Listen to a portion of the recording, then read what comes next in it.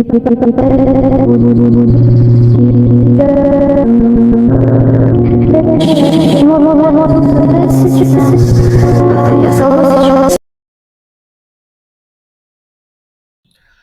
कैसे हैं आप सभी लोग? उम्मीद करता हूं एकदम मस्त होंगे, जबरदस्त होंगे। तो स्वागत है आप सबका आपकी अपनी कक्षा साइंस की कक्षा में। ठीक है, तो थंबनेल में आप सभी ने देख लिया होगा। तो आज हम भाई पढ़ने वाले हैं सॉल्यूशंस। ठीक है, केमिस्ट्री में हम लोग के कुछ टॉपिक्स रह रहे थे, तो आज हम जल्दी जल्दी क्या कर लेते हैं, उनको कवर कर लेते हैं। ठीक है, तो आपने थंबनेल में देख लिया होगा। ठीक है, आई थिंक ये इसका वीडियो लेक्चर 7 या 8 होने वाला है। ठीक है, तो स्टार्ट करते हुए तो नोट्स की कॉपी निकाल लीजिए। ठीक है, वीडियो लेक्चर देखना स्टार्ट करिए। ठीक है, आज दिन है भाई 9 जून, 9th of जून। ठीक है, प्यारा सा दिन, प्यारा सा चैप्टर और प्यारी शकल वाला इंसान, तुम प्यारी शकल वाला इंसान। ठीक है, तो भाई बहुत ध्यान सुनना, कहानी स्टार्ट हो रही है हम लोग की कॉलिगेटिव प्रॉपर्टीज से। ठीक है, तो कॉलिगेटिव प्रॉपर्टीज के बारे में मैंने पहले भी डिस्कशन किया है। ठीक है, अगर आपने पुराने की वीडियो लेक्चर्स देखे हुए हैं, ठीक है, तो उसमें शायद मैंने 5वें नंबर की वीडियो लेक्चर में लेक्चर नंबर 5 था आई थिंक, उसमें मैंने जब वेपर प्रेशर और राउल्ट लॉ पढ़ाया था, तो वहां पर मैंने कॉलिगेटिव प्रॉपर्टीज की बात करी थी। तो कॉलिगेटिव प्रॉपर्टीज क्या होता है, इस वीडियो लेक्चर में हम लोग यहाँ पे कॉलिगेटिव प्रॉपर्टीज को क्या करेंगे, एक एक करके डिस्कस करना स्टार्ट करेंगे। ठीक है, तो कॉलिगेटिव प्रॉपर्टीज में मैंने बताया था कि दोज क्वांटिटीज ना बोलो, यहां पे दोज प्रॉपर्टीज बोलेंगे, those properties which depends on number of particles, वो भी किसके, ऑफ सॉल्यूट। सही बात है ना। तो मैंने ये बताया था वहां पे आपको कि ऐसी प्रॉपर्टीज जो नंबर ऑफ पार्टिकल्स पर डिपेंड करती हैं, वो भी किसके नंबर ऑफ पार्टिकल, सॉल्यूट के पार्टिकल्स। ठीक है, सॉल्यूशन अगर बना हुआ है तो उसमें सॉल्यूट और सॉल्वेंट दोनों की मॉलिक्यूल्स होंगे। ठीक है, तो उसमें जो नंबर ऑफ पार्टिकल्स होते हैं सॉल्यूट के, वो जितने ज्यादा होते हैं या वो जितने कम होते हैं, उससे डायरेक्टली इन्फ्लुएंस किस पे पड़ता है, हमारी कॉलिगेटिव प्रॉपर्टीज पर। ठीक है, समझ में आ गया भैया। अब कॉलिगेटिव प्रॉपर्टीज कौन कौन सी होती हैं, तो हमारे सिलेबस में 4 कॉलिगेटिव प्रॉपर्टीज होती हैं, हम उनके बारे में डिस्कस करेंगे। ठीक है, तो मैं एक एक करके यहाँ पे पहले प्रॉपर्टी लिखता हूं, फिर हम डिस्कशन करेंगे। तो पहले नंबर पे ए पर है relative lowering of vapour pressure. ठीक है, वीपी का मतलब हो गया वेपर प्रेशर। इसके बारे में उन्होंने ऑलरेडी डिस्कस कर चुके हैं राउल्ट लॉ में, हम एक बार अच्छे से डिस्कस करेंगे। ठीक है, फिर हमारे पास भाई बी पॉइंट पर है क्या, बी पॉइंट पर है हमारे पास ऑस्मोटिक प्रेशर। इसके बारे में भी हम क्या है डिस्कस कर चुके हैं, लेकिन एक बार फॉर्मूला और जल्दी से इसको क्विक रिकैप मारेंगे। ठीक है, ऑस्मोटिक प्रेशर को मैं शॉर्ट फॉर्म में ओपी लिख देता हूं। ठीक है, ओवर पावर नहीं है, ओपी ऑस्मोटिक प्रेशर है, पढ़ाई कर ले। ठीक है, तो यहां पर अगला हो जाएगा एलिवेशन, ये नया टॉपिक होगा, इसको डिटेल में पढ़ेंगे, एलिवेशन ऑफ बॉइलिंग पॉइंट। ठीक है, बॉइलिंग पॉइंट बीपी। ठीक है, ब्लड प्रेशर। डी पॉइंट पर हमारा हो जाएगा डिप्रेशन वो तो भैया बहुत है, जीवन में बहुत डिप्रेशन है। ठीक है, डिप्रेशन। वैसे एलिवेशन ऑफ बॉइलिंग पॉइंट या एलिवेशन इन होना चाहिए ना, elevation in boiling point, depression in freezing point. Freezing point में क्या है, गिरावट आ जाती है ना, क्या बोले इसको, एफपी, एफपी। ठीक है, तो ये हमारे पास क्या होती है, 4 कॉलिगेटिव प्रॉपर्टीज होती है। नंबर ऑफ मॉलिक्यूल्स सॉल्यूट के, ध्यान रखना सॉल्यूट के जितने कम या ज्यादा होते हैं, उसी हिसाब से क्या होती है, जो क्वांटिटीज होती हैं वो घटती बढ़ती रहती हैं। ठीक है, यानी डायरेक्टली क्या होता है, इन्फ्लुएंस करती है। अच्छा, डिपेंडेंसी कैसे होती है, डायरेक्टली प्रोपोर्शनल की इनवर्सली प्रोपोर्शनल। ठीक है, तो यहां पर जो डिपेंडेंसी होती है वो होती है डायरेक्टली प्रोपोर्शनल की, इनकी फ्लो कर जाती है हर बार। तो मैं लिख देता हूं यहां पे colligative properties is directly proportional to, यहां पर क्या हो जाएगा, नंबर ऑफ पार्टिकल्स, वो भी किसके, ब्रैकेट में सॉल्यूट के। समझ में आ गया। तो ये वाला पॉइंट आपको बिल्कुल बढ़िया तरीके से ध्यान रखना है, एग्जाम में इसमें डायरेक्टली क्वेश्चन आएगा। ठीक है, जितने ज्यादा नंबर ऑफ मॉलिक्यूल्स होंगे पार्टिकल्स के, उतनी ज्यादा क्या होगी, कॉलिगेटिव प्रॉपर्टी इंक्रीज करेगी, ठीक है, बढ़ेगी, या आप कह सकते हो कि उसमें उतना ज्यादा चेंज आएगा, ठीक है। अब हम डिस्कस करना स्टार्ट करते हैं। तो हम पहले प्रॉपर्टी को पढ़ेंगे, क्या, relative lowering of vapour pressure. तो मैं यहां पे क्या लिखने जा रहा हूं, टॉपिक का नाम है relative lowering of vapour pressure. एक एक करके आराम से डिस्कस करेंगे। जिन लोगों ने भी पहले वीडियो लेक्चर नहीं देखे हैं, डायरेक्टली इस वीडियो लेक्चर में आ गए हैं, ठीक है, एग्जाम के प्रेशर पे, ठीक है, वेपर प्रेशर पढ़ने के लिए, क्या बात है, एग्जाम के प्रेशर में वेपर प्रेशर पढ़ने के लिए, तो भी उनको भी आराम से यहां पे समझ में आएगा, बस बढ़िया तरीके से आप कंसंट्रेट करो, ठीक है। तो क्या होती है relative lowering of vapour pressure, समझते हैं। तो मान लीजिए कि आपके पास यहां पर क्या है, एक कंटेनर है, ऑलरेडी पढ़ा हुआ है, ठीक है, आपका यहां पे कंटेनर है, कंटेनर में यहां पर क्या है, प्योर सॉल्वेंट है, क्या है, प्योर सॉल्वेंट। अगर प्योर सॉल्वेंट इसमें है तो यहां पे जो मॉलिक्यूल्स होंगे वो किसके होंगे, सॉल्वेंट के ही मॉलिक्यूल्स होंगे। मैं सबसे ऊपर वाली सरफेस बना रहा हूं क्योंकि जो वेपर प्रेशर, जो सबसे पहले सरफेस मॉलिक्यूल्स लीव करते हैं वो तो सरफेस के ही मॉलिक्यूल्स होते हैं ना, जो सरफेस लीव करके ऊपर जाते हैं, जिनका वेपराइजेशन होता है, ठीक है, वो सबसे पहले किसका होता है, अपर मॉलिक्यूल्स का, ठीक है। हम यहां पर क्या कर रहे हैं, हीट दे रहे हैं, और हमने उसके ऊपर क्या लगा दिया, एक बर्तन लगा दिया, ठीक है, बर्तन यानी एक क्लोज कर दिया उस वेसल को। तो सीधी सी बात है कि यहां पर क्या होगा, जो मॉलिक्यूल्स होंगे वो ऊपर जाएंगे, ऊपर बैठेंगे, है ना, हीट पाएंगे, उनके पास काइनेटिक एनर्जी बढ़ेगी, काइनेटिक एनर्जी बढ़ने की वजह से उनकी वेपर बनेगी, वेपर बनने के बाद वो ऊपर जाएंगे, और ऊपर क्या हो जाएंगे, चिपक जाएंगे। ये जो कंटेनर की जो वॉल है ना, इसको हम कंटेनर की वॉल कंसिडर कर लेते हैं, तो ऊपर जाएंगे और चिपक जाएंगे, ठीक है। तो पहले स्टेप में क्या होता है, पहले स्टेप में होता है वेपराइजेशन, हाँ ये बात तो समझ में आ गई, ठीक है। सेकंड स्टेप में क्या होगा, सेकंड स्टेप में वो जो मॉलिक्यूल्स ऊपर जाके चिपके हैं, ठीक है, वो जब वेसल्स की वॉल से चिपकेंगे तो अपनी काइनेटिक एनर्जी को लूज कर देंगे। जैसे ही वो अपनी काइनेटिक एनर्जी को लूज करेंगे, क्या होगा, वो दोबारा से लिक्विड स्टेट में आएंगे और एक टाइम पर वो दोबारा से नीचे गिरने लगेंगे। तो सेकंड स्टेप क्या होगा, कंडेंसेशन का होगा, ठीक है, कंडेंसेशन का होगा, ठीक है। अब थर्ड स्टेप जो यहां पर है, ठीक है, सेकंड स्टेप तक आपको समझ में आ गया कि सेकंड स्टेप में भैया क्या होगा, यहां पर ग्रीन से बना रहा हूं मैं, कि कुछ समय बाद क्या होगा, ऊपर से जो पानी के मॉलिक्यूल्स होंगे, है ना, मान लेते पानी है, फॉर एग्जांपल आप यहां पे पानी मान लो इसको ना, तो आपके दिमाग में क्या है, इमेज भी क्लियर बनना स्टार्ट हो जाएगी, ठीक है। तो ऊपर से नीचे भी आने लगेगा। अब थर्ड स्टेप में क्या है, थर्ड स्टेज में इक्विलिब्रियम स्टेज आ जाएगी। इक्विलिब्रियम स्टेज का क्या मतलब है भैया, इक्विलिब्रियम स्टेज का क्या मतलब है कि स्टार्टिंग में देखो क्या होगा, स्टार्टिंग में आपके पास वेपर बहुत ज्यादा बनेगी और रेट ऑफ कंडेंसेशन जो होगा वो कम होगा।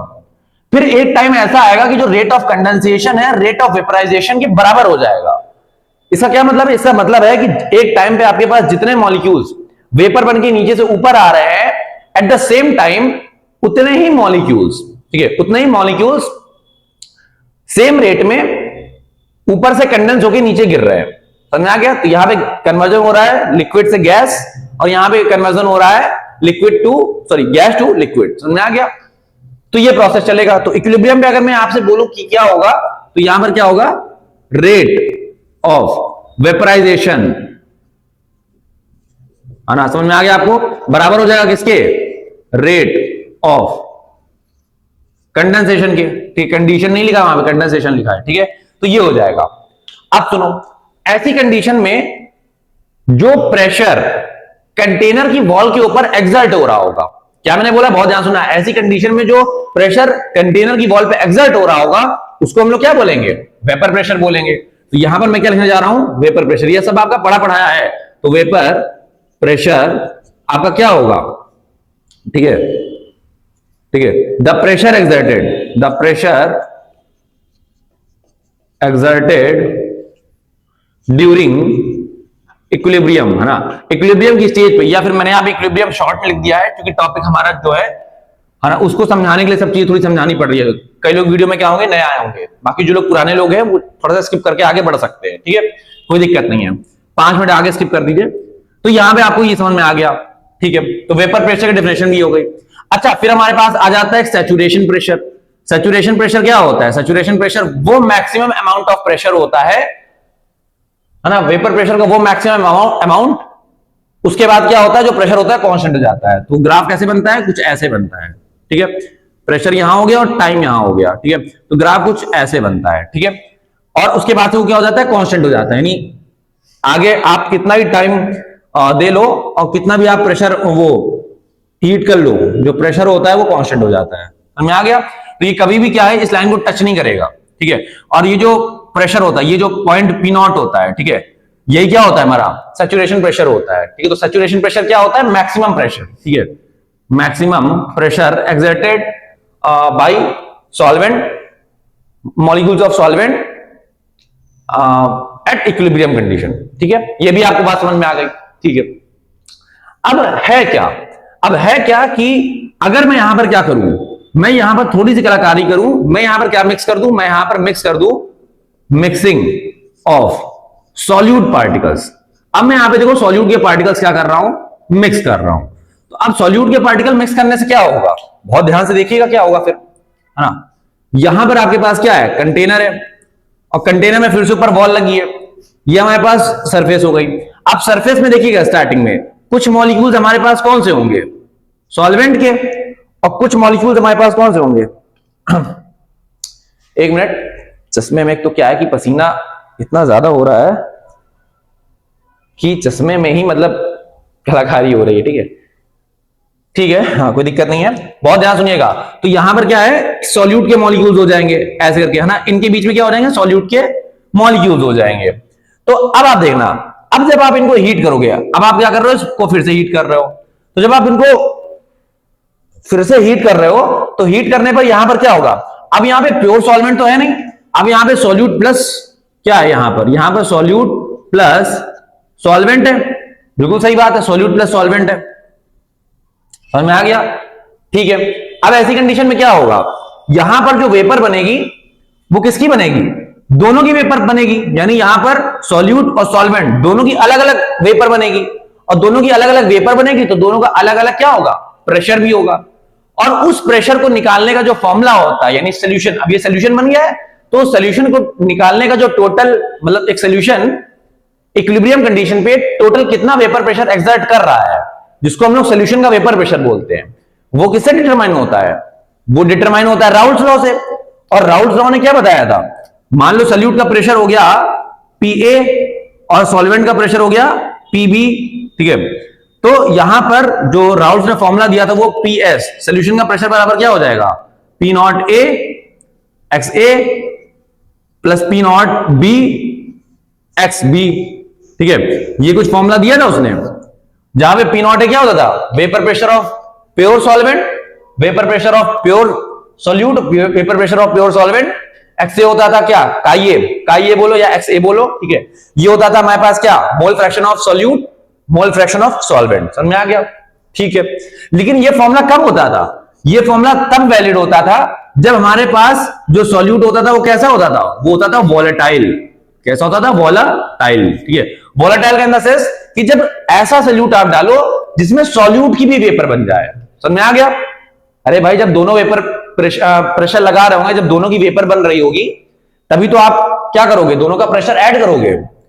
अब मान लीजिए, ठीक है, अब मान लीजिए कि इफ ए का मतलब क्या हो गया, यानी सॉल्यूट, लिख देता हूं, थोड़ा ही तो लिखना है, सॉल्यूट इज क्या हो जाए, नॉन वोलेटाइल। अब अगर सॉल्यूट यहां पे नॉन वोलेटाइल हो जाए तो ऐसी कंडीशन में क्या होगा, ऐसी कंडीशन में जो रेड वाले मॉलिक्यूल्स आपको दिख रहे हैं, यानी सॉल्यूट के जो मॉलिक्यूल्स दिख रहे हैं आपको, उनकी वेपर नहीं बनेगी, सही बात है भैया, उनकी वेपर नहीं बनेगी।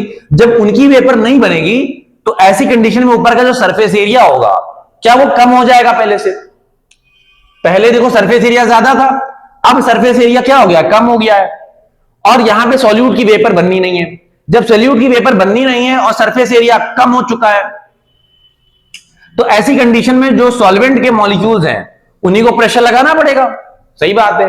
तो अब अगर मैं यहां पर ये लिख दूं कि यहां पे केस बना के लिखना, ठीक है, यहीं पे हमारा रिलेटिव लूवरिंग ऑफ वेपर प्रेशर का फॉर्मूला आने वाला है, ठीक है।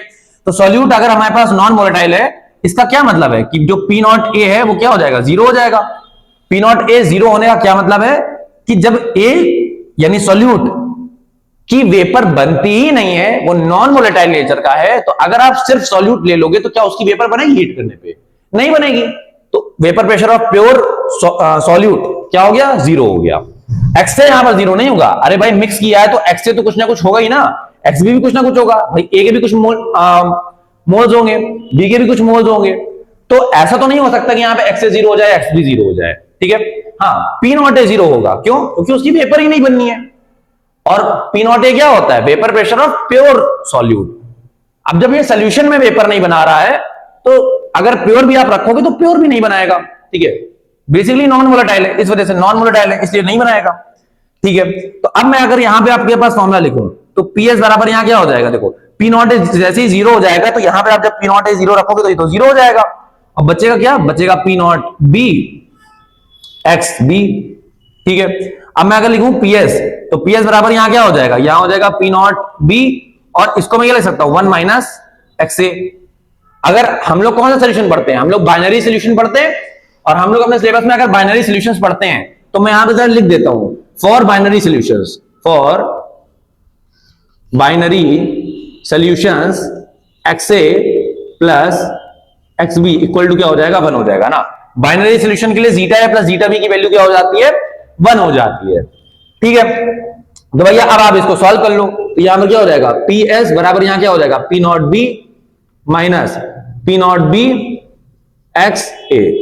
अब यहां पे आप इसको यहां ले आओ, है ना, इसको यहां ले आता हूं, इसको यहां ले आता हूं, तो यहां पे हो जाएगा, बहुत ज्यादा सुनना, P not B minus P S upon यहां हो जाएगा पी नॉट बी बराबर यहां क्या हो जाएगा? जीटा ए, ठीक है। तो ये आपके पास क्या आ गया? फॉर्मूला आ गया, ठीक है। अच्छे से नहीं लिखा क्या मैंने? एक मिनट, अच्छे से लिख देते हैं, कोई दिक्कत नहीं होनी चाहिए, हमारे बच्चन का कोई दिक्कत नहीं होनी चाहिए। तो यहां पर क्या हो जाएगा? P not B minus P S upon यहां क्या हो जाएगा? पी नॉट बी बराबर क्या हो जाएगा? जीटा ए, ठीक है। तो ये हमारे पास क्या हो गया? फॉर्मूला हो गया, ठीक है। और इसी को हम लोग क्या बोलते हैं? इसी को हम लोग क्या बोलते हैं? Relative lowering of vapour pressure. समझ में आ गया? अब आप खुद देख सकते हो, पी नॉट बी अगर आप प्योर सॉल्वेंट ले रहे हो, जैसे हमने पहले वाली कंडीशन में लिया था, यहां हमने प्योर सॉल्वेंट ही लिया था, तो यहां पर जो प्रेशर आ रहा था, प्योर सॉल्वेंट का प्रेशर आ रहा था, जिसको हम लोग सैचुरेशन प्रेशर भी बोलते हैं। अब जो मैक्सिमम प्रेशर आ रहा है, ठीक है, मैक्सिमम प्रेशर को हम लोग कंसीडर करते हैं, तो यहां जो पी नॉट मैंने लिख रखा है, कायदे से यहां पे मुझे क्या लिखना चाहिए? अच्छे से मुझे ठीक है, अच्छे से मुझे यहां पे लिखना चाहिए पी नॉट बी, चलो पी नॉट मान लो, कोई दिक्कत नहीं है, ठीक है। तो यहां पर प्योर सॉल्वेंट का जो वेपर प्रेशर होगा वो ज्यादा होगा। अब देखो, ज्यादा, अब पीएस, अब सीधी सी बात है ना कि आपने कुछ ऐड कर दिया, तो यहां पर जो वेपर प्रेशर होगा वो क्या होगा? सॉल्यूशन का वेपर प्रेशर, वो कुछ कम हो जाएगा। क्यों कम हो जाएगा? क्योंकि दोनों में से जो एक कंपोनेंट है वो तो प्रेशर बना ही नहीं रहा है, वो तो प्रेशर बनाना ही छोड़ दिया ना, उसने तो क्या ही दिया कि भाई हम तो पार्टिसिपेट करेंगे नहीं, हम तो बस सॉल्यूशन के अंदर पड़े रहेंगे, तुम्हारा काम बनने से रोकेंगे लेकिन काम नहीं करेंगे तुम्हारा, समझ रहे हो? काम नहीं करेंगे तुम्हारा, ठीक है। तो यहां पर क्या है कि ये तो प्रेशर बना ही नहीं रहा, तो अब ये जो वैल्यू है वो तो कमी होगी ना, वो पी नॉट बी से तो कमी होगी। तो बहुत ध्यान सुनना, यहां पर साफ साफ भाई देखो, यहां पे अगर यह पी नॉट बी है प्रेशर और यहां पर प्रेशर है पीएस, तो साफ साफ दिख रहा है, ठीक है।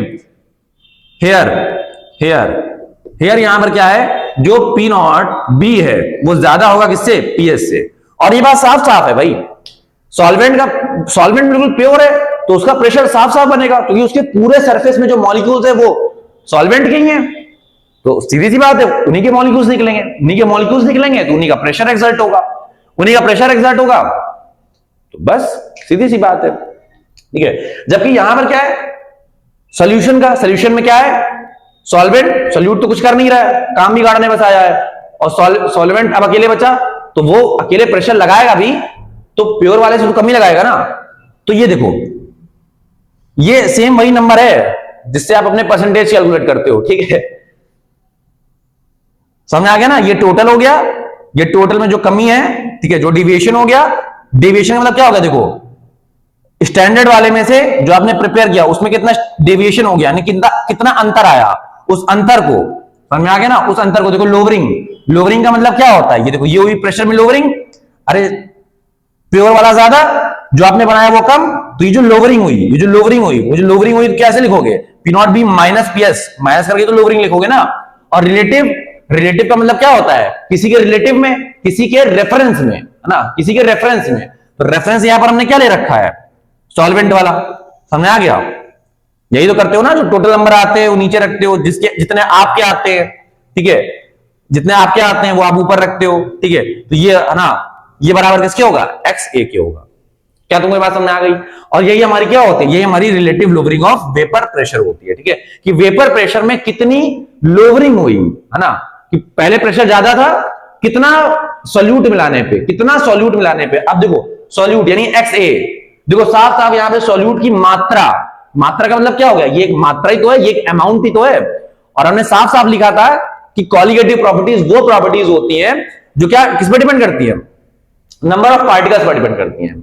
या फिर आप यहां पे ये भी लिख सकते हो कि अमाउंट ऑफ सॉल्यूट पर डिपेंड करती हैं। समझ आ गया? आई होप आपको क्लियर हो गया होगा। तो आप साफ साफ देख सकते हो, देखो इतने पार्ट को हम लोग बोलते हैं लोवरिंग ऑफ वेपर प्रेशर, और जब हमने ये लगा दिया तो इस पूरे पार्ट को हम लोग क्या बोलते हैं? Relative lowering of vapour pressure. समझ आ गया? तो लोवरिंग ऑफ वेपर प्रेशर नहीं है, relative lowering of vapour pressure क्या होता है? Is a colligative property. क्यों? क्योंकि वो किस पे डिपेंड करती है? वो डिपेंड करती है किस पे? नंबर ऑफ सॉल्यूट पार्टिकल्स पर, या फिर आप कह सकते हो अमाउंट ऑफ सॉल्यूट पर। समझ में आ गया?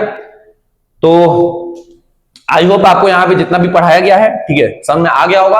अब आप इसको फटाफट नोट करो और हम बढ़ते हैं आगे।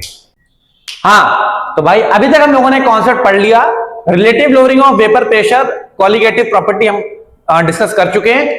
अब हम चैप्टर को आगे बढ़ाते हैं और हम लोग की कहानी स्टार्ट होती है ऑस्मोटिक प्रेशर पर, ठीक है।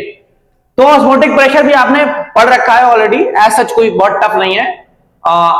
जिन लोगों ने भी भाई, अगर जिन लोगों को ये टॉपिक डिटेल में पढ़ना हो, ठीक है, यहां पे मैं बहुत थोड़ी बात करूंगा, तो एक इसी प्लेलिस्ट पे आप जा सकते हो, इसी चैप्टर की प्लेलिस्ट में, और एक टॉपिक आपको मिलेगा राउल्ट्स लॉ नहीं, bonds of factor and its significance along with its limitation, ठीक है। तो वहां पर आप जाकर इसको डिटेल में डिस्कस कर सकते हो। वहां पर मैंने इसके 5 से 6 बढ़िया न्यूमेरिकल प्रैक्टिस भी कराई है, तो आपको न्यूमेरिकल प्रैक्टिस भी क्लियर हो जाएगी एकदम, ठीक है। तो फॉर्मूला भी आपका पक्का हो जाएगा। बाकी फिर अगर आप यहां पे देख सकते हो, बाकी यहां पे सिर्फ 2 मिनट की कहानी है, ठीक है। तो बहुत ध्यान से देखेंगे। ऑस्मोटिक प्रेशर, आई थिंक आप सभी को याद आ रहा होगा, minimum hydrostatic pressure that is required to just stop the flow of solvent molecules, ठीक है। तो बहुत ध्यान सुनना, ये मिनिमम हाइड्रोस्टैटिक प्रेशर होता है। क्या होता है? Minimum hydrostatic pressure. अब यहां पे हाइड्रोस्टैटिक शब्द क्यों इस्तेमाल किया? बड़ा खतरनाक सा शब्द इस्तेमाल कर रहे हो भैया, हम डरे जा रहे हैं। तो हाइड्रोस्टैटिक का सीधा सा मतलब देखो क्या होता है। हाइड्रो का मतलब क्या होता है? लिक्विड, और हाइड्रो का मतलब एक्चुअली में वाटर होता है, और स्टैटिक का मतलब क्या होता है? एट रेस्टिंग कंडीशन, ठीक है। तो जब भी हम लोग क्या करते हैं, सेमी परमिएबल मेम्ब्रेन होती है ना। अब जिन लोगों ने वीडियो लेक्चर नहीं देखा तो उनको सेमी परमिएबल मेम्ब्रेन समझ में नहीं आएगा, बाकी जिन लोगों ने पढ़ रखा है तो वो 5 मिनट स्किप करके आगे आ सकते हैं, ठीक है। लेकिन जिन लोगों ने नहीं देखा तो आप जाके पहले वाला सेमी परमिएबल मेम्ब्रेन वाला वीडियो लेक्चर देख के आओ, उसमें बहुत बढ़िया आपको जानकारी मिलेगी, ठीक है। फिर आप यहाँ पे दोबारा आ सकते हैं, ठीक है। तो यहां पर क्या है? Minimum hydrostatic pressure that must be applied किधर? टू द सोल्यूशन साइड, है ना। सोल्यूशन की साइड यानी सोल्यूशन की सरफेस पे हम कितना मिनिमम हाइड्रोस्टैटिक प्रेशर एक्सर्ट करें, जिससे क्या हो? सॉल्वेंट के मॉलिक्यूल्स का फ्लो कहां से? Through semi permeable membrane stop हो जाए, रुक जाए, ठीक है। उसी को हम लोग क्या बोलते हैं? ऑस्मोटिक प्रेशर, यानी क्या बोलते हैं? ओपी, यानी ओवर पावर, ठीक है। To the solution side in order to just stop the flow of solvent molecules, ठीक है। आगे यहां पे चलो डेफिनेशन लिख देता हूं, पूरा लिख दिया तो थ्रू एसपीएम, ठीक है। एसपीएम क्या होती है? सेमी परमिएबल मेम्ब्रेन, ठीक है। तो अब इसको निकालने के लिए क्या दिया था? बॉर्नहॉफ ने हमको इस प्रेशर को कैलकुलेट करने के लिए एक फॉर्मूला भी दिया था। फॉर्मूला कैसे कैलकुलेट करते हैं? तो सबसे पहले यहां पर हम जानते हैं कि अगर हमारे पास एक सोल्यूशन है, ठीक है, और ये हमारे पास, मान लीजिए हमारे पास क्या है? सेमी परमिएबल मेम्ब्रेन, चलो बना देता हूं। सेमी परमेबल मेम्ब्रेन, जिन लोगों को नहीं पता क्या होती है, तो सेमी परमेबल मेम्ब्रेन एक मेम्ब्रेन होती है, ठीक है, नेचुरल और आर्टिफिशियल दोनों ही हो सकती है। इसमें क्या होता है, सिर्फ सॉल्वेंट के मॉलिक्यूल पास होते हैं, सॉल्यूट के मॉलिक्यूल पास नहीं होते हैं।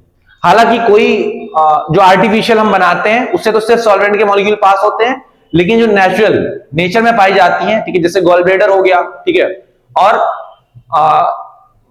क्या हो गया, मछली का लीवर हो गया, ठीक है, फिश लीवर हो गया, ठीक है, और क्या हो सकता है, और हमारे पास अंडे का छिलका हो सकता है, ठीक है, पील ऑफ ग्रेप्स जिसको हम बोलते हैं, ठीक है, वो हो सकता है। बाकी और भी जो एग्जांपल्स होते हैं, अगर आपको याद आ रहे हैं तो आप कमेंट में लिख सकते हो, ठीक है। तो ये सब क्या होते हैं, इसके अंदर एग्जांपल्स होते हैं, ठीक है। उसमें एक अंडे का छिलका भी आ जाता है, अंडे का शेल, एग शेल, समझदार हो भैया, ठीक है। तो यहां पर देखो क्या होता है, एक्चुअली में मैं बताना चाहता कि एट कांस्टेंट प्रेशर, है ना। अब यहां पर आपने क्या है कि कुछ, अब ये सोल्यूशन अगर है, अब अगर ये सोल्यूशन है तो यहां पर सॉल्यूट भी होगा और सॉल्वेंट तो होना ही होना है, ठीक है, सॉल्वेंट तो होना ही होना है, ठीक है, सॉल्यूट और सॉल्वेंट दोनों के मॉलिक्यूल्स होंगे, ठीक है। तो यहां पर मैं क्या लिख रहा हूं, एट कांस्टेंट कंसेंट लिखे दे रहा हूं मैं, क्या होगा मेरा, एट कांस्टेंट क्या, टेम्परेचर। अगर आप टेम्परेचर कांस्टेंट रखते हो, ठीक है, तो एक पर्टिकुलर टेम्परेचर पर, यानी एक फिक्स टेम्परेचर पर इस सॉल्यूशन की कुछ कंसंट्रेशन होगी C, ठीक है। तो जो ऑस्मोटिक प्रेशर होगा, यानी ऑस्मोटिक प्रेशर P, पहली बात तो भैया आप मार्कर बहुत चेंज करते हो, ठीक है, करना पड़ता है, ठीक है। ये इसके क्या होगा, डायरेक्टली प्रोपोर्शनल होगा, यानी जितनी ज्यादा कंसंट्रेशन होगी किसकी, सॉल्यूट के मॉलिक्यूल्स की जितनी ज्यादा कंसंट्रेशन होगी, ठीक है, उतना ज्यादा हमको ऑस्मोटिक प्रेशर एक्सर्ट करना पड़ेगा। P यहां पर प्रेशर नहीं, ऑस्मोटिक प्रेशर है, ठीक है, ध्यान रखिए, ठीक है, टर्म का मीनिंग बहुत क्लियर होना चाहिए। फिर हमारे पास क्या होता है, अगली कंडीशन हमारे पास होती है एट कांस्टेंट क्या, एट कांस्टेंट कॉन्सेंट्रेशन। अब हम लोग क्या करते हैं, कॉन्सेंट्रेशन को क्या करते हैं, फिक्स कर देते हैं। तो अब ऐसी कंडीशन में हमारा जो ऑस्मोटिक प्रेशर होगा वो किसके डायरेक्टली प्रोपोर्शनल हो जाएगा, वो डायरेक्टली प्रोपोर्शनल हो जाएगा किसके, ये हो जाएगा टेम्परेचर के डायरेक्टली प्रोपोर्शनल। समझ में आ गया। तो यहां इक्वेशन हो गई हमारी सेकेंड, ठीक है। टी यहां पर क्या होता है, टी होता है एब्सोल्यूट टेम्परेचर। एब्सोल्यूट टेम्परेचर का मतलब अगर आप डिग्री सेल्सियस को केल्विन में कन्वर्ट करते हो तो वो आपका एब्सोल्यूट टेम्परेचर बन जाता है, ठीक है। अब हम दोनों इक्वेशन को यहां पे मर्ज करेंगे, तो मर्ज करने पर यहां पर क्या बन जाएगा, P is directly proportional to, यहां क्या हो जाएगा C इंटू टी, ठीक है। और यहां पर आप कंसंट्रेशन को क्या लिख सकते हो, कंसंट्रेशन जनरली हम लोग क्या करते हैं, मोलैरिटी में कैलकुलेट करते हैं।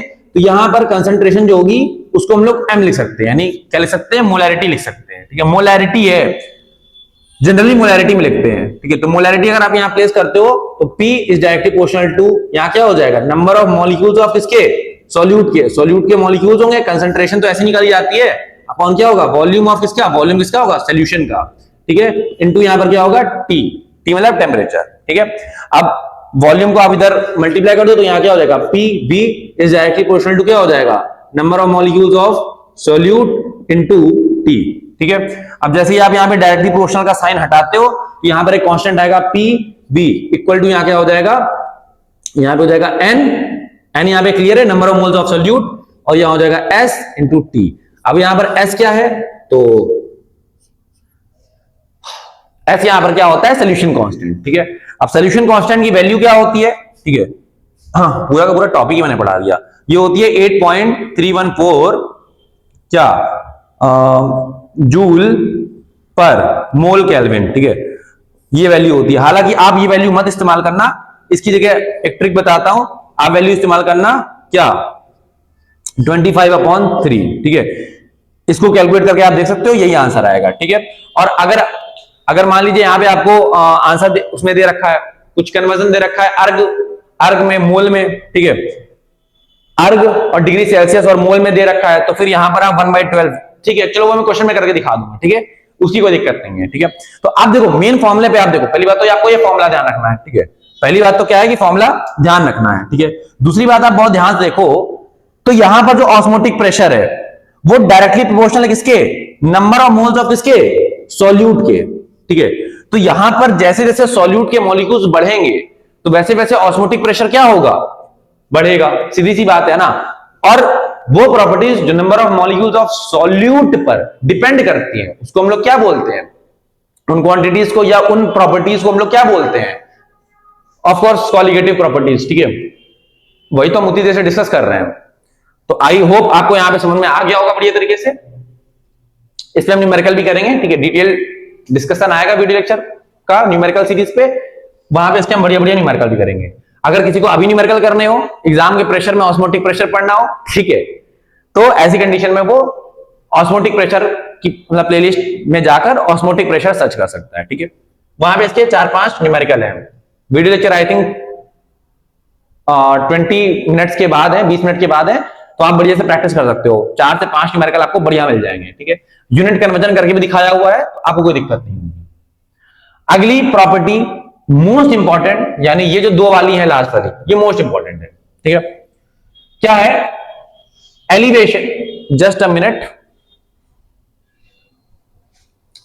ओके, मैं देख रहा था कि आपको बिल्कुल बढ़िया तरीके से दिखाई दे रहा है, तो कोई दिक्कत नहीं है, बढ़िया तरीके से दिखाई दे रहा है। ठीक है, कहानी को आगे बढ़ाते हैं। अगला टॉपिक है हम लोग का एलिवेशन इन बॉइलिंग पॉइंट। तो बॉइलिंग पॉइंट में एलिवेशन भी क्या होता है, एक कॉलिगेटिव प्रॉपर्टी होती है। कैसे? बहुत ध्यान समझेंगे। तो पहली बात तो मैं जरा समझाना चाहता हूं कि बॉइलिंग पॉइंट की डेफिनेशन क्या होती है। बहुत सारे लोगों को बॉइलिंग पॉइंट की डेफिनेशन नहीं पता होती है, बीपी ब्लड प्रेशर। ठीक है, तो देखो बॉइलिंग पॉइंट क्या होता है, इट इज, अब बहुत सारे लोग दिमाग में सोच रहे होंगे जिन लोगों ने नहीं पढ़ रखा है कि बॉइलिंग पॉइंट भैया is the pressure at which liquid converts into gases state. तो मैं कह रहा हूं कि भाई ये है गलत डेफिनेशन। ठीक है, घोर गलत डेफिनेशन है ना, मतलब ठीक है। तो बॉइलिंग पॉइंट क्या होती है, अब यहां पे देखो ध्यान से, है ना, अब बढ़िया चैनल पे आए ना, बढ़िया तरीके से पढ़ो। It is the temperature, it is a temperature at which vapour pressure of a liquid लिखना चाहिए ना, सल्यूट या सॉल्वेंट आप या सोल्यूशन जैसा कोई टर्म ना इस्तेमाल करो, ऑफ अ लिक्विड, अंत में होगा तो लिक्विड ही ना, तो of a liquid becomes equal to atmospheric pressure।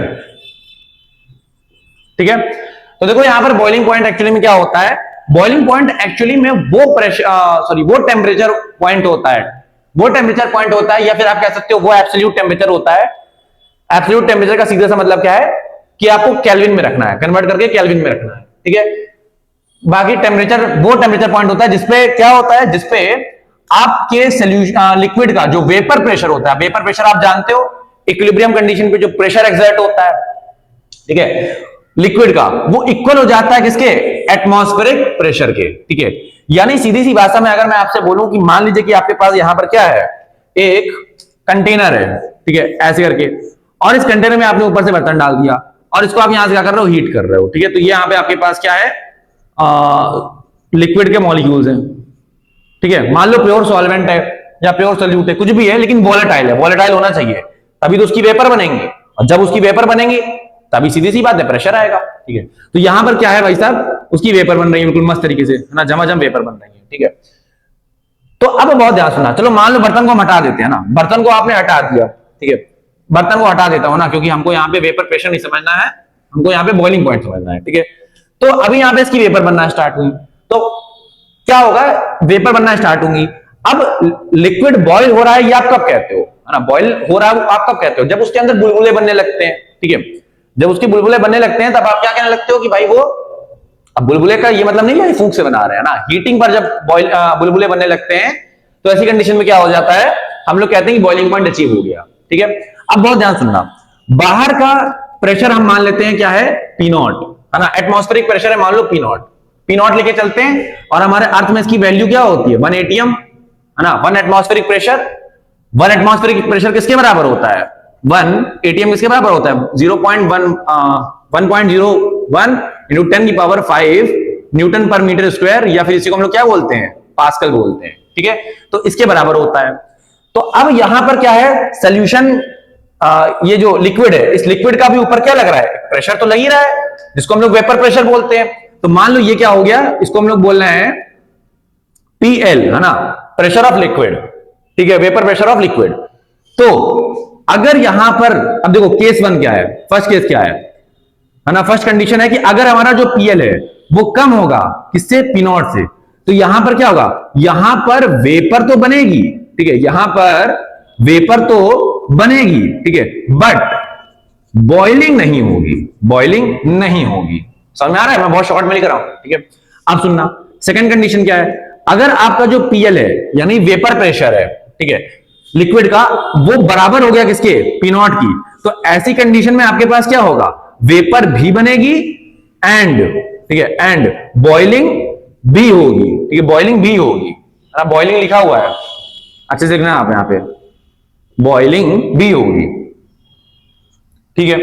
अब थर्ड कंडीशन क्या है, थर्ड कंडीशन है कि अगर मान लो कि ये जो क्या है PL है वो ज्यादा हो गया P0 से, तो ऐसी कंडीशन पर क्या होगा, ऐसी कंडीशन में भाई साहब क्या होगा, जो रेट ऑफ वेपराइजेशन है, यानी बॉइलिंग तो होगी होगी, जो आपका ये जो आपका लिक्विड है वो क्या हो जाएगा, वो हो जाएगा सुपर हीटेड, ठीक है, वो सुपर हीटेड हो जाएगा, ठीक है। तो ये हमारे पास क्या होती हैं, कंडीशंस होती हैं, यानी उसके अंदर जो एक शायद आपने एक कॉन्सेप्ट पढ़ रखा हो, थर्मोडायनेमिक्स में था पिछले साल, फिजिक्स में और केमिस्ट्री में दोनों में ही, लेटेंट हीट ऑफ वेपराइजेशन, है ना। तो लेटेंट हीट ऑफ वेपराइजेशन किसमें होती है, वैसे तो जो वेपर बन के ऊपर उठती हैं तो स्टीम जिसे हम कहते हैं, अगर वाटर में ले रहे हैं ना तो उसको हम लोग स्टीम बोलते हैं, तो उसमें क्या होती है, हीट, एक इनर हीट होती है, इनर हीट का कंटेंट होता है, ठीक है, तो वो ज्यादा खतरनाक होती है।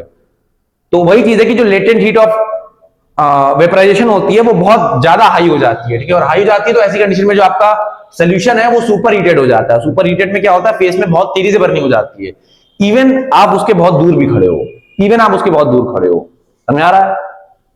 तो ये हमारा क्या होता है, बॉइलिंग पॉइंट का डेफिनेशन होता है कि जब हमारा वेपर प्रेशर लिक्विड का, है ना, एटमॉस्फेरिक प्रेशर के बराबर हो जाता है, तो ऐसी कंडीशन में क्या होता है, बॉइलिंग स्टार्ट हो जाती है, ठीक है।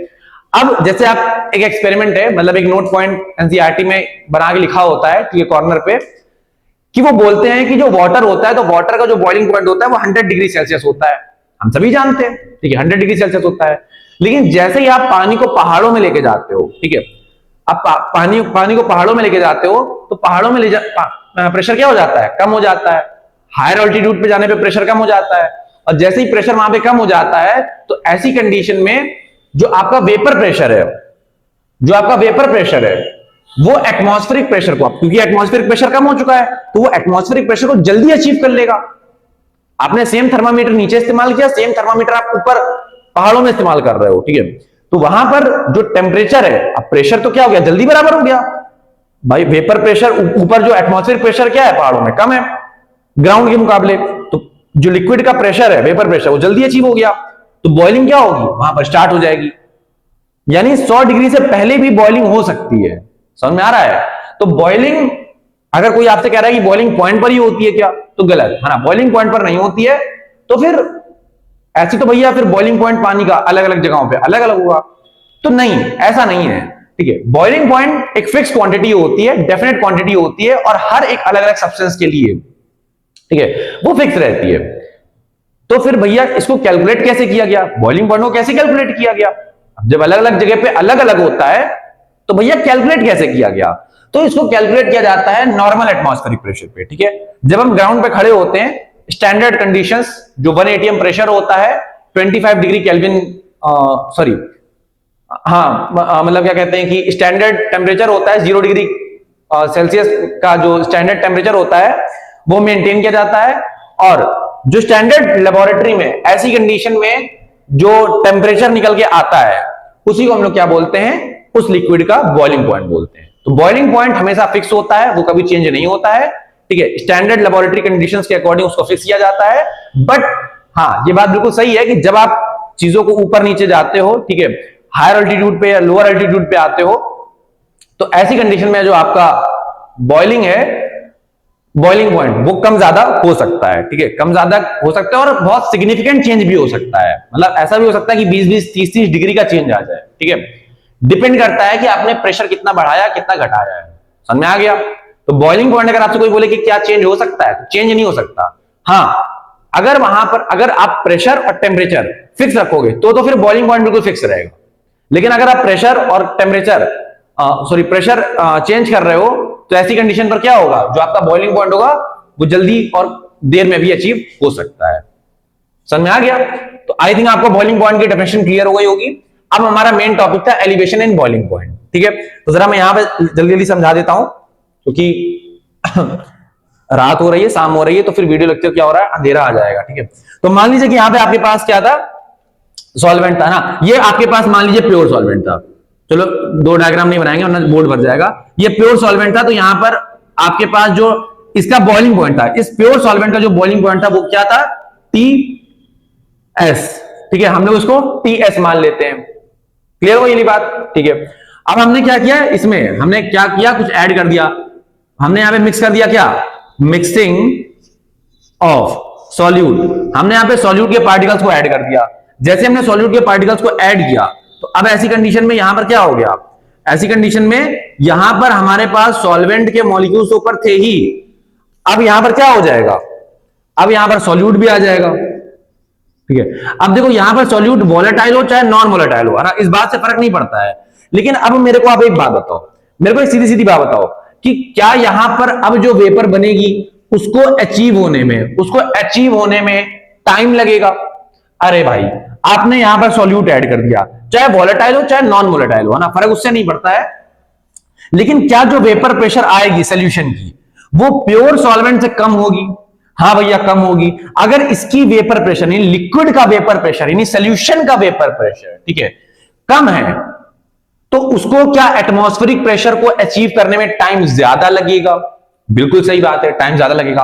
और भैया अगर उसको टाइम ज्यादा लग रहा है तो क्या हीट भी उसको ज्यादा मिल रही है? सही बात है भाई, टाइम, उतने टाइम में तो उसको हीट एक्स्ट्रा मिल गई ना। अब उसको हीट एक्स्ट्रा मिल गई तो क्या भैया उसका जो टेम्परेचर, जिस टेम्परेचर पर पहले वो बॉइल होता था, अब वो उससे थोड़ा ज्यादा टेम्परेचर पर बॉइल होगा। सही बात है ना? बिल्कुल सही बात है भैया। तो यहां पर हमने क्या ये क्या है, सोल्यूशन का टेम्परेचर यानी सोल्यूशन का जो बॉइलिंग पॉइंट है वो हमने मान लिया TSOLN। ठीक है, TSOLN का मतलब हो गया बॉइलिंग पॉइंट ऑफ, या वो टेम्परेचर जिस पर क्या हो रहा है, सोल्यूशन बॉइल कर रहा है। ठीक है, हमने TSOLN मान लिया। ठीक है, अब बहुत ध्यान सुनना, ठीक है, कि ये जो एलिवेशन आया, ये जो एलिवेशन आया, एलिवेशन इन बॉइलिंग पॉइंट है ना, elevation in BP boiling point, वो किसके बराबर होगा? वो हो जाएगा टेम्परेचर ऑफ सोल्यूशन माइनस, यहां पर क्या हो जाएगा, टेम्परेचर ऑफ सॉल्वेंट। समझ में आ रहा है तुमको? Temperature of solution minus temperature of solvent. ठीक है, तो ये क्या होगा, इसके बराबर हो जाएगा। क्या ये आप बात मानते हो? ठीक है, तो बिल्कुल सही बात है। ठीक है, ये बात बिल्कुल सही बात है। ठीक है, कि T solution minus T solvent, elevation in boiling point is equal to क्या हो जाएगा, T solution minus T solvent. क्या ये बात आपको क्लियर हो गई? ठीक है, बिल्कुल क्लियर हो गई।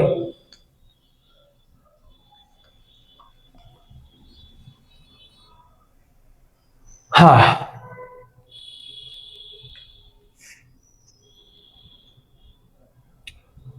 ठीक है, ये बात समझ में आ गई।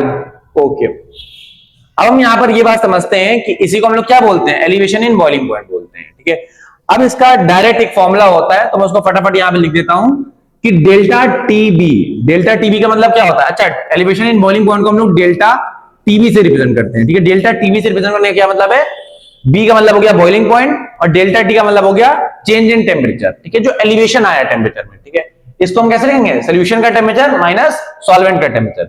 और ये टेम्परेचर कौन सा है, वही सभी टेम्परेचर नहीं है, बॉइलिंग पॉइंट का टेम्परेचर है। ठीक है, तो डेल्टा टीबी इज, अब देखो जो डेल्टा टीबी होता है वो डायरेक्टली प्रोपोर्शनल होता है किसके, मोलैलिटी के। ठीक है, मोलैलिटी किसके, मोलैलिटी ऑफ किसके, ऑफ सॉल्यूट के। ठीक है, तो जो सॉल्यूट की मोलैलिटी होती है उस पर डायरेक्टली क्या होता है, डिपेंड होता है। ठीक है, ठीक है, अब ये कैसे आया, इसकी जो प्रूविंग है वो आपके सिलेबस में नहीं है। ठीक है, सीधे डायरेक्टली फॉर्मूला है, तो बहुत ध्यान सुनना। टीचर्स भी नहीं बताते हैं, तो उसको पढ़ने की कोई जरूरत है भी नहीं। ठीक है, तो जैसे ही आप यहाँ पे प्रोपोर्शनलिटी हटाते हो तो एक कांस्टेंट आता है, तो डेल्टा टी, अरे यार, delta T B is equal to यहाँ क्या हो जाएगा, K B times of M. समझ में आ गया? तो ये क्या होता है, आपका मेन फॉर्मूला होता है। ठीक है, अब बहुत ध्यान सुनना, ये जो मोलैलिटी है, क्या मैं मोलैलिटी को number of moles of solute upon mass of solvent in KG लिख सकता हूं? बिल्कुल लिख सकता हूं। तो यहां पर क्या हो जाएगा, delta T B is equal to क्या हो जाएगा, K B number of moles of solute upon, यहां पर क्या हो जाएगा, mass of solvent in KG. अब आपको जो मास ऑफ सॉल्वेंट है वो ग्राम में दिया जाएगा, ठीक है, तो उसको केजी में कन्वर्ट करने के लिए आप 1000 से डिवाइड दे दोगे। ठीक है, तो बहुत ध्यान सुनना, number of moles of solute upon यहां क्या हो जाएगा, मास ऑफ सॉल्वेंट। तो सॉल्वेंट के मास को मैं बोल रहा हूं कैपिटल डब्ल्यू, अपॉन यहां पे क्या हो जाएगा, 1000 से डिवाइड दे दूंगा। ठीक है, अच्छा, number of moles of solute को मैं क्या लिख सकता हूं, गिवन मास अपॉन मोलर मास। ठीक है, ये तो लिख ही सकता हूं, तो मैं जरा यहां पे ये लिख देता हूं। ठीक है, बराबर यहां क्या हो जाएगा, के टाइम्स ऑफ बी। इतने को मैं क्या लिखूंगा, इतने को, अरे एक सेकंड, जस्ट मिनट, है ना, इतने को मैं क्या लिखूंगा, इतने को मैं लिखूंगा small W upon small M, given mass upon molar mass. Molar mass आपको सॉल्यूट का, या तो आपको सॉल्यूट का फॉर्मूला बता दिया जाएगा क्वेश्चन में, और या तो आपको सीधा सीधा बोल दिया जाएगा कि एक सॉल्यूट है, उसको हमने डाला, उसका मोलर मास ये है। ठीक है, तो आपको बता दिया जाएगा, अपॉन यहां पर क्या होगा, कैपिटल डब्ल्यू, ये मास ऑफ सॉल्वेंट है, और 1000 से हमने डिवाइड दिया तो एक केजी में आ गया। अब आप इसको सॉल्व कर लो ना, तो केबी और यहां क्या हो जाएगा, डब्ल्यू, और यह 1000 ऊपर जाएगा। ठीक है, तो मैं वैसे इसको फॉर्मूले को मैं ऐसे लिखता हूं। ठीक है, 1000 KB into W upon small m into W. ठीक है, तो ये आपका क्या होता है, एक्चुअली में फॉर्मूला होता है। ठीक है, फॉर्मूला आपका एक्चुअली में ना, इसी को क्या बोलते हैं, डेल्टा टी बी बोलते हैं। ठीक है,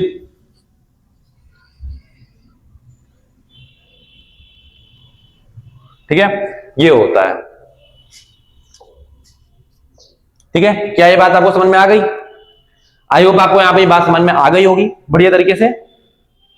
तो ठीक है ना, अच्छा, अब यहां पे केबी क्या होता है? ठीक है, तो केबी को हम लोग क्या बोलते हैं, एबिलियोस्कोपिक कांस्टेंट। ठीक है, तो मैं जरा यहां पे लिख देता हूं वेयर, मैं यहां पे थोड़ा सा लिख रहा हूं, where KB is, where KB is called ebullioscopic constant। ठीक है, तो यहां पर केबी क्या होता है, केबी को हम लोग बोलते हैं ebullioscopic constant। ठीक है, ठीक है, ये भी बात हमको समझ में आ गई। ठीक है, अब सुनना कि केबी एक्चुअली में किसके बराबर होता है। अब सुनना, अगर मैं यहां पे W, W upon m, W upon m का क्या मतलब हो गया, number of moles of solute. अरे भाई, ये W अपॉन एम क्या था, ये number of moles of solute ही तो था। अगर मैं इस पूरे की वैल्यू को 1 कर दूं, इस पूरे की वैल्यू को 1 कर दूं, और मैं यहां पे जो कैपिटल W है, यानी मास ऑफ सॉल्वेंट है, वो 1000 ग्राम ले लूं। 1000 ग्राम का क्या मतलब है, 1 केजी, है ना। तो अगर मैं 1000 ग्राम ले लूं तो क्या ये 1 केजी हो जाएगा। अब बहुत ध्यान सुनना, है ना, मुझे यहां पे केबी की डेफिनेशन लिखनी है, एबिलियोस्कोपिक कांस्टेंट का डेफिनेशन लिखना है, तो बहुत ध्यान सुनना, कैसे लिखूंगा। ये हमारे पास हो गया 1, यानी 1 मोल सॉल्यूट हो गया, और हमारे पास मास ऑफ सॉल्वेंट हो गया 1000 केजी, यानी 1000 केजी नहीं, 1000 ग्राम, जिसको हम लोग 1 केजी बोलते हैं। ठीक है, तो बहुत ध्यान सुनना, टेम्परेचर में वो राइज, डेफिनेशन बहुत ध्यान सुनना, टेम्परेचर में वो राइज जो 1 मोल सॉल्यूट को 1000 ग्राम सॉल्वेंट में डिसॉल्व करने पर आता है, उसे हम लोग क्या बोलते हैं, एबिलियोस्कोपिक कांस्टेंट, या फिर ebullioscopic elevation of in boiling point. ठीक है, बेलिंग नहीं, बॉइलिंग पॉइंट। आई होप आपको यहां पे कहानी समझ में आ गई होगी बढ़िया तरीके से। ठीक है, तो मैं यहां पे लिखने क्या वाला हूं कि is defined as elevation in temperature point. ठीक है, is defined as elevation in temperature point when 1 mole of solute is get dissolved in, ऐसे 1000 ग्राम नहीं लिखूंगा, मैं लिखूंगा यहां पे 1 kg ऑफ द सॉल्वेंट। समझ में आ गया? तो क्या लिखा रखा है, is defined as the elevation in temperature point. ठीक है, टेम्परेचर पॉइंट पर वो एलिवेशन जब क्या होता है, 1 मोल सल्यूट में, मतलब 1 मोल सल्यूट डिसॉल्व किया जाता है किसमें, 1 केजी सॉल्वेंट में। जब 1 केजी सॉल्वेंट में आप 1 मोल सल्यूट डिसॉल्व कर दोगे तो उस समय जो राइज आएगा, उस समय जो टेम्परेचर यानी बॉइलिंग पॉइंट के टेम्परेचर पे राइज आएगा, उस राइज को हम लोग क्या बोलते हैं, केबी बोलते हैं। केबी का मतलब क्या हो गया, इबिलियोस्कोपिक कांस्टेंट या फिर ebullioscopic elevation in boiling point. समझ में आ गया? अगर आपको इसकी यूनिट निकालनी है तो आप यहां से इसकी यूनिट निकाल भी सकते हो। मैं चेक कर लेता हूं कैमरे में आपको दिख रहा है कि नहीं दिख रहा है। तो जस्ट अ मिनट, थोड़ा सा नीचे करता हूं। हाँ, आपको दिख रहा है, ठीक है। यहां पर देखो, मैं ध्यान से लिख रहा हूं तो बहुत ध्यान सुनना, ठीक है। अब सुनो, मैं यूनिट लिख देता हूं ना, यूनिट में लिख देता हूं, बाकी आप इसकी डायमेंशन भी निकाल सकते हो क्योंकि डायमेंशन भी एग्जाम में आ सकती है ना, बोर्ड वाले बहुत कलाकार हैं। तो देखो ध्यान से, फॉर्मूला कहां है, फॉर्मूला एक्चुअली में हमारा, देखो ये फॉर्मूला आपको वैसे इतना ध्यान रखना है, इस मैंने मोलैलिटी को ओपन कर दिया तो यहां पर ये आ गया है। ये मैंने क्यों किया, इस फॉर्मूले को भी आपको अपनी कॉपी में लिख लेना है। ये मैंने क्यों किया, ताकि यहां पे मैं आपको केबी की डेफिनेशन समझा सकूं। समझा गया? क्योंकि डेफिनेशन तो वैसे ही आएगी ना, तो बहुत ध्यान सुनना। डेल्टा टीबी, टीबी देखो टेम्परेचर हो गया, और जब आप टेम्परेचर में टेम्परेचर घटाओगे तो आंसर टेम्परेचर पर ही आएगा, यानी डिग्री सेल्सियस पे आएगा। अब आप एब्सोल्यूट टेम्परेचर निकालते हो तो केल्विन बोल दो, ठीक है, तो केल्विन हो गया। मोलैलिटी की यूनिट क्या होती है, मोल पर केजी, मोल पर केजी। वैसे तो मोलल भी होती है बट मोल पर केजी, ठीक है। तो मोल पर केजी को यहां भेजो तो केजी ऊपर जाएगा तो क्या हो जाएगा, केल्विन केजी अपॉन मोल, ठीक है। तो यहां पर क्या हो जाएगा, केल्विन, ठीक है, किलो केल्विन है ना किलो केल्विन क्या होता है, KG into kelvin upon mole. समझ में आ गया? तो ये आपके पास क्या हो गई, इसकी यूनिट हो गई, है ना। ये आपके पास यूनिट हो गई किसकी, यूनिट ऑफ के बी, ठीक है। तो ये आपके पास के बी की क्या हो गई, यूनिट हो गई, ठीक है। तो आई होप आपको यहां पे समझ में आ गया होगा, ठीक है। तो उम्मीद करता हूं आपको यहां पे जितना भी कंटेंट पढ़ाया गया वो सब कुछ समझ में आ गया होगा, ठीक है। अभी ये टॉपिक खत्म नहीं हुआ है, इसका क्या है कि एक छोटा सा ग्राफ बचा हुआ है, ठीक है। मैं ग्राफ से समझाऊंगा इसका अप्रोच, फिर हम मोलल एलिवेशन कांस्टेंट की एक छोटी सी डेफिनेशन होती है, बहुत सिंपल सी होती है, उसको समझाऊंगा। फिर हम बाकी तो जो मेन जो आपका काम है ना, वो आपका फॉर्मूला ध्यान रखना है, ठीक है। फॉर्मूला ध्यान रखना है, उसमें कौन सी चीज क्या होती है ये आपको ध्यान रखना है। जैसे स्मॉल डब्ल्यू क्या हो गया, mass of solute, small M क्या हो गया, molar mass of solvent. Question में आपको दे दिया जाएगा या कुछ फॉर्मूला दे दिया जाएगा आपको, आप उससे कैलकुलेट कर लोगे, ठीक है। कैपिटल डब्ल्यू क्या होता है, मास ऑफ सॉल्वेंट, ठीक है। और 1000, अब देखो ऊपर आपने 1000 से मल्टीप्लाई कर रखा है तो फिर इसको आप ग्राम में रखना, इसको आप किसमें रखोगे, ग्राम में, क्योंकि आपने ऊपर 1000 से मल्टीप्लाई कर दिया है। समझ आ गया? हमने पहले ही काम कर लिया था। तो अगर आपको शॉर्ट फॉर्म में फॉर्मूला ध्यान रखना है तो ऐसे याद रखो, केबी इंटू मोलैलिटी। मोलैलिटी किसकी, एक कंसंट्रेशन ही ना, तो सोल्यूट की। अब आप चेक कर सकते हो, अब आपको देखो यहां पे जो डेल्टा टीबी है वो डायरेक्टली प्रोपोर्शनल है किसके, स्मॉल डब्ल्यू के। स्मॉल डब्ल्यू का क्या मतलब हो गया, weight of solute. Weight of solute बोल सकते हो या फिर आप मास ऑफ सॉल्यूट बोल सकते हो। केमिस्ट्री में मास और वेट को दोनों को सेम ही कंसीडर किया जाता है, कई बार बता चुका हूं, ठीक है। तो ना, या मास बोल लो, मास ज्यादा अच्छा लगेगा, बट कंसीडर सेम ही किया जाता है, ठीक है। कई बार क्वेश्चन में वेट मास लिख देते हैं, ठीक है। तो बहुत ध्यान सुनना, यहां पे जो अमाउंट है वो किस में दिया गया है, वो वेट के टर्म्स में या मास के टर्म्स में दिया गया है। समझ में आ गया, ठीक है। या फिर आप ऐसे चेक कर लो, क्या small W upon small M, ये क्या हो जाएगा, मोल हो जाएगा, है ना, मोल्स ऑफ सोल्यूट। तो चेक करो, जो डेल्टा टीबी है वो डायरेक्टली प्रोपोर्शनल है मोल्स ऑफ सोल्यूट के, यानी जैसे जैसे जैसे मोल्स ऑफ सोल्यूट बढ़ेगा, यानी नंबर ऑफ मॉलिक्यूल्स या number of moles of solute बढ़ेंगे, सोल्यूट की मात्रा बढ़ेगी, नंबर ऑफ पार्टिकल्स बढ़ेंगे, ठीक है, इंक्रीज करेंगे। वैसे वैसे क्या होगा, जो डेल्टा टीबी की वैल्यू होगी, यानी एलिवेशन इन टेम्परेचर, वैसे वैसे जो टेम्परेचर होगा वो और ज्यादा बढ़ेगा। समझ में आ गया? आप घर में एक एक्सपेरिमेंट भी कर सकते हो, बस मम्मी आपको तोड़े नहीं। आप पहले पानी लेना, एक कप में पानी लेना, एक कप में पानी को गर्माना, ठीक है, छोटा सा कोई बर्तन हो उसमें आप पानी को गर्माना। तो आप देखना, आप टेम्परेचर नोट करना। थर्मामीटर कोई अगर होगा, वैसे थर्मामीटर को रीडिंग दे नहीं पाएगा, लेकिन चलो ठीक है, कहीं कभी लैब में करना, इसके लिए बैकमैच थर्मामीटर लगता है, ठीक है, चलो कोई बात नहीं। तो क्या होता है कि वो रीडिंग देगा, फिर आप उसमें क्या करना, नमक मिला देना, है ना। उसमें आप क्या करना, नमक मिला देना, थोड़ा सा इतना सा आप नमक मिला देना। नमक मिलाने के बाद क्या करना, नमक या चीनी मिला सकते हो, ठीक है। फिर आप उसको जब दोबारा से ठंडा हो जाए, दोबारा नॉर्मल टेम्परेचर हो जाए, ठीक है, दोबारा से उसको हीट करना। जब हीट करना तो आप ये पाओगे कि जो टेम्परेचर, जो जब बॉइलिंग स्टार्ट हुई, ऑब्जर्वेशन को ध्यान रखना, जैसे ही बॉइलिंग हो तुरंत टेम्परेचर नोट करना, ठीक है, वरना फिर टेम्परेचर बढ़ जाएगा। तो आप टेम्परेचर को नोट करना, तो आप देखना डिफरेंस पाओगे ही पाओगे, ठीक है। तो ये चीज हो गई, ठीक है। बाकी इस चीज को कल मैं ग्राफ से भी समझाऊंगा। तो